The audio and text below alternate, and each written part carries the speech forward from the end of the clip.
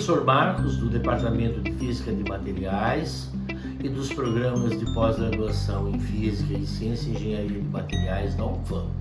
A UFAM, uma universidade centenária e multicamp, está localizada com sua sede na cidade de Manaus, inserida dentro de um pequeno pedaço da floresta amazônica, ou seja, dentro de uma reserva ambiental. Por que da importância da aprovação desse projeto junto à FIDEP? Fazer ciência na região norte é um desafio. Se já é um desafio fazer ciência nos grandes centros do país, principalmente região sudeste, sul, centro-oeste, também o nordeste, a região norte, geograficamente, ela é desfavorecida pela própria distância e dificuldade de acesso em relação às demais regiões do país. Por exemplo, Manaus é uma ilha. Nós só temos dois caminhos para chegar aqui, ou por barco ou por via aérea. E todo o envio de amostras, mesmo que nós tenhamos uma grande rede de colaboradores no Brasil e também fora, algumas pesquisas elas necessitam realmente da presença física de um laboratório, de equipamentos localizados aqui na capital. Por quê? Porque muitas vezes uma amostra ela não consegue suportar o tempo de transporte, de envio daqui para outros centros onde algumas análises poderiam ser feitas. E isso é uma das nossas maiores demandas. Além de tudo, nós temos dificuldade tanto em atrair quanto em fixar pesquisadores na região. E é natural que, se tivermos laboratórios bem equipados, que permitam fazer pesquisa num outro nível, num outro patamar, concorrendo com a pesquisa em termos de qualidade com a desenvolvida em grandes centros, isso acaba se tornando um atrator de novos pesquisadores para a região, bem como a fixação dos que aqui já estão. Nós devemos também lembrar que a riqueza do nosso bioma, a grandiosidade da floresta amazônica, ela é comparada aos seus desafios. Se por um lado nós temos um potencial enorme como fonte de inspiração para desenvolvimento de pesquisa, em contraste, nós temos um número muito reduzido de pesquisadores para atender a todas essas demandas. Então, além de melhorarmos e muito a nossa estrutura laboratorial, nossa infraestrutura de pesquisa, essa proposta ela vai propiciar a formação de recursos humanos, tanto no âmbito da graduação, quanto no âmbito da pós-graduação, em função dos programas de pós-graduação associados a ela e que são inúmeros. Equipe formada, temas de pesquisa e dos subprojetos alinhados, restou então a seleção dos equipamentos a serem adquiridos. Eu vou pegar como exemplo um dos sistemas principais, que é um sistema de espectroeletroquímica, um equipamento, uma configuração de equipamento que envolve um potenciostato e galvanostato, acoplado a um microscópio Raman.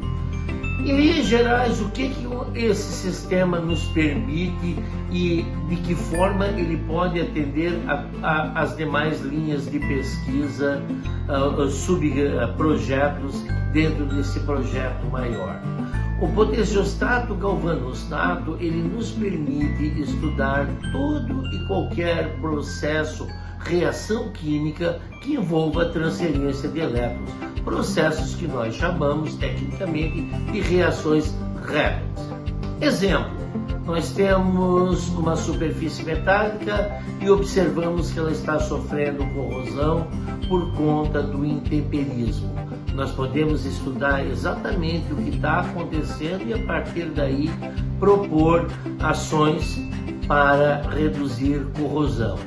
Ela também nos permite, vejam, estudar muitos dos princípios ativos já encontrados, já conhecidos por suas propriedades farmacológicas, mas cujo mecanismo de ação dos organismos ainda não são bem compreendidos. Ou seja, nós podemos determinar rapidamente se uma substância ela tem características redutoras ou oxidantes. Se ela tiver característica redutora, ela naturalmente é um agente antioxidante e pode potencialmente ser transformado num fármaco, ter a ação farmacológica sobre uma determinada doença. Lembrar que processos inflamatórios, eles são muito mais comuns e estão presentes em muitas doenças.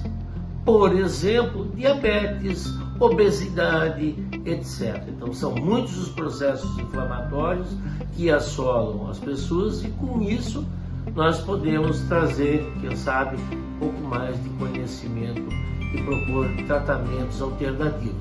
Mas isso não se limita à área da saúde ou mesmo à área do desenvolvimento de novos materiais. Nós podemos também contribuir com o equipamento dessa natureza no desenvolvimento de componentes para baterias, células solares. Imaginem quantas substâncias, quantos corantes naturais nós temos aqui produzidos pelas plantas e que são capazes de captar energia solar e com isso produzir energia elétrica a um custo com maior eficiência e a um custo mais baixo. Então, por isso, com um microscópio Raman acoplado, nós vamos poder estudar a fundo todo fenômeno numa superfície e localmente e pontualmente e em tempo real. No momento em que a reação está ocorrendo, nós estamos observando exatamente os componentes que estão desaparecendo e o surgimento de novos.